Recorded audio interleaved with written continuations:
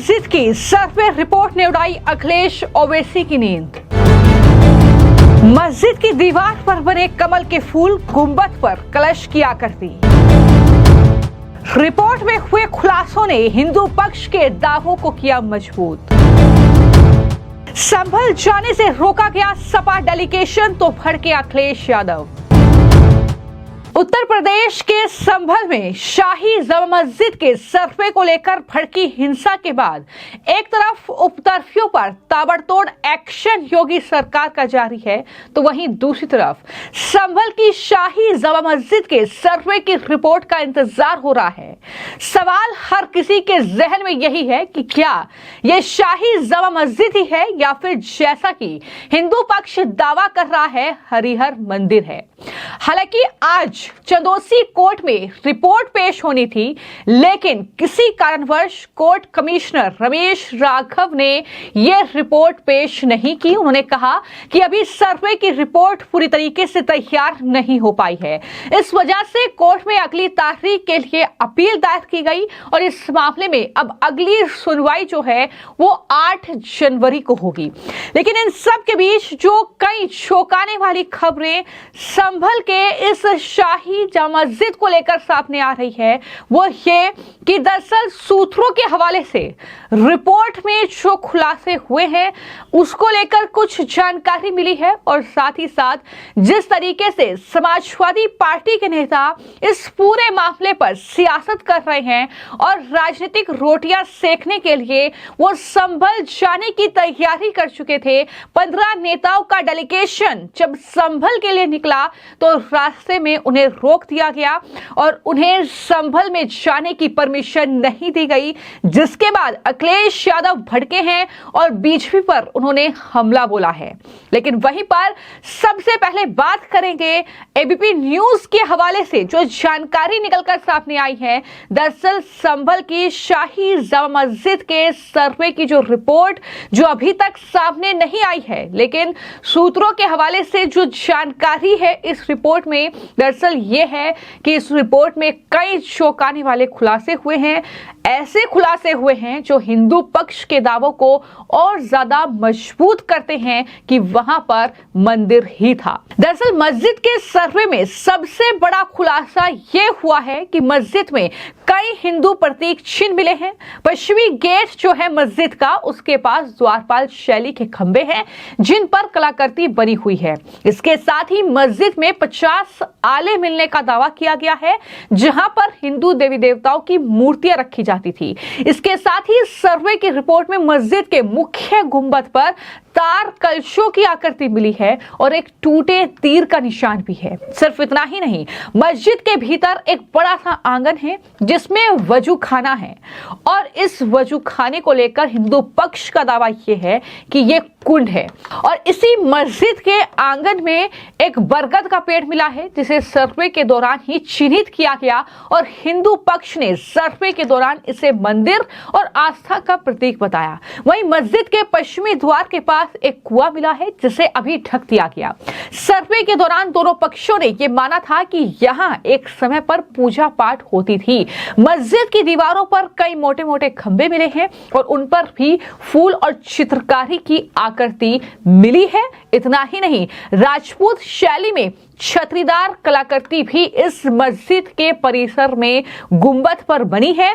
गुंबद के नीचे एक लंबी सी जंजीर लटकी हुई है। हिंदू पक्ष का दावा यह है कि दरअसल ये मंदिर की ही जंजीर है जिसमें घंटी बांधी जाती थी। मस्जिद के भीतर भूरे रंग का एक शिलालेख भी मिला है जिस पर लिखा है कि इसका निर्माण बाबर के आदेश पर उसके दरबारी मीर बेग ने 933 हिजरी साल में करवाया। तहखाने में दीवारों पर वर्तमान युग के 2 खंबे भी मिले हैं। तो रिपोर्ट में यह दावा किया गया है कि सर्वे के दौरान मुस्लिम पक्ष के विरोध की वजह से पश्चिमी भाग को छोड़कर मस्जिद के अन्य बाहरी भागों का सर्वे नहीं हुआ है। ये तमाम चीजों का खुलासा इस रिपोर्ट में आने वाले वक्त में होगा। यानी इस रिपोर्ट में जो चीजें लिखी गई हैं वो दरअसल सूत्रों के हवाले से ये जानकारी एबीपी न्यूज को मिली है और उसके हवाले से ही हम आपको ये जानकारी दे रहे हैं कि यानी हिंदू पक्ष जो दावा कर रहा है कि ये मस्जिद जो है मंदिर पहले था उसको तोड़कर बनवाई गई है और इस तरीके से इसका निर्माण किया गया है, वो दावा अब पुख्ता होता हुआ नजर आ रहा है। तो एक तरफ जब रिपोर्ट सामने आएगी, ये चौंकाने वाले खुलासे होंगे, तो देखना होगा कि किस तरीके से विपक्ष इस मामले पर धराशायी होता है। लेकिन वहीं पर जिस तरीके से समाजवादी पार्टी के नेता अखिलेश यादव से लेकर उनके जो सांसद हैं संभल के, वो दरअसल सियासत कर रहे हैं वर्क, उसको लेकर अब बीजेपी के नेता और डिप्टी सीएम केशव प्रसाद मौर्य से लेकर ब्रजेश पाठक की ओर से समाजवादी पार्टी को मुंहतोड़ जवाब दिया गया है।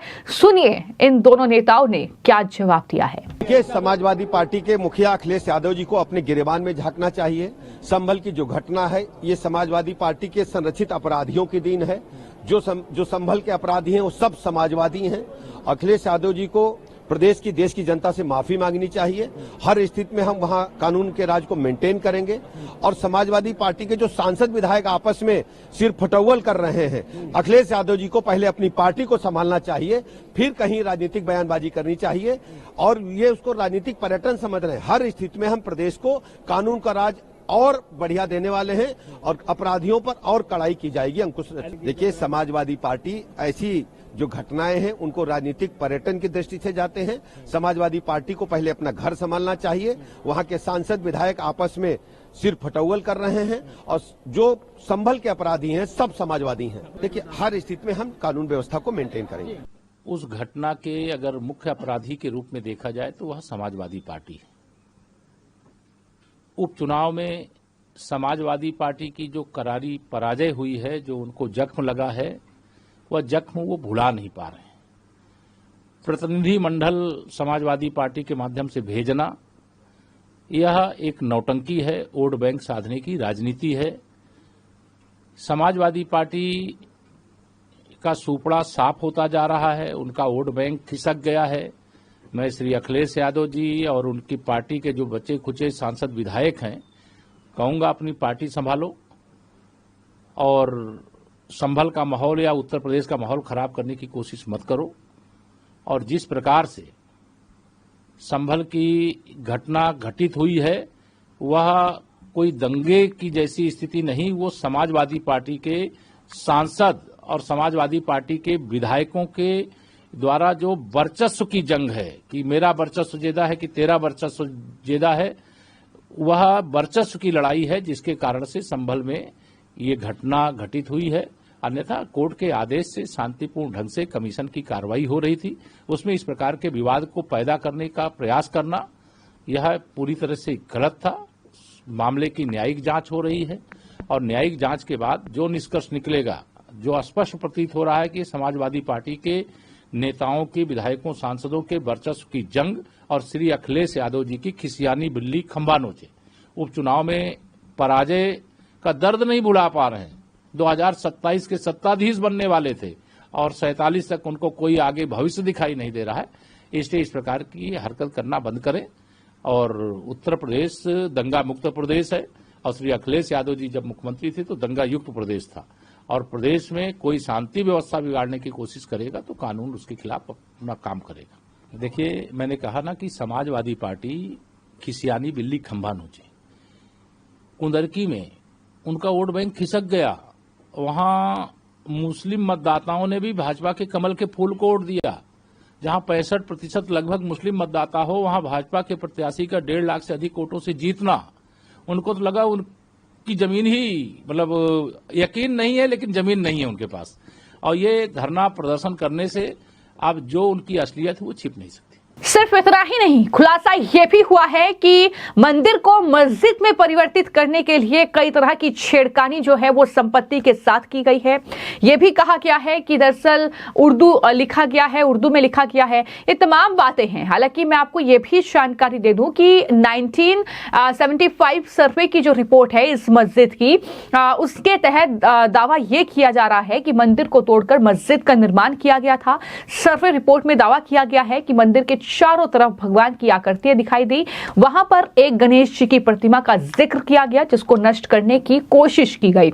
और इस तरीके से जब इस मस्जिद का सर्वे करने के लिए टीम पहुंची, जब जिला अदालत ने ये निर्देश वहां पर दिया था सर्वे का, और इस तरीके से वहां पर हिंसा भड़क गई, वहां पर पुलिस पर पथराव हुआ, वहां पर जो समाजवादी पार्टी के नेता थे उन्होंने लोगों को भड़काने का काम किया और ये तस्वीर सबने देखी। यही वजह है कि समाजवादी पार्टी के नेताओं पर एफआईआर दर्ज हुई है, उन पर केस दर्ज हुआ है। यही वजह है कि इतना ज्यादा अखिलेश यादव से लेकर ओवैसी भड़के हुए हैं, क्योंकि एक के बाद एक कहीं ना कहीं ये चीजें निकलकर सामने आ रही है कि किस तरीके से मंदिरों को तोड़कर जो है वो दरअसल मुगल शासन में मंदिर को तोड़कर मस्जिदों का निर्माण किया गया।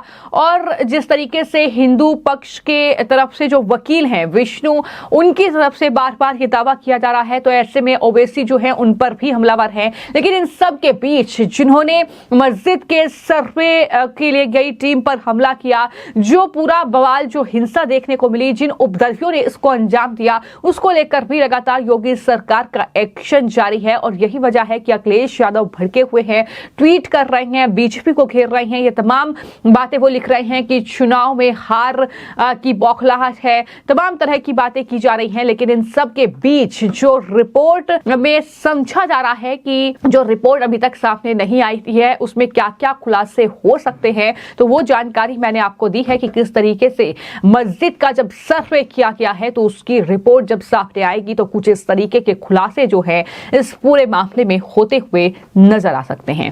फिलहाल आपकी इस खबर को लेकर क्या राय है, मैं कमेंट बॉक्स में जरूर लिखें। धन्यवाद।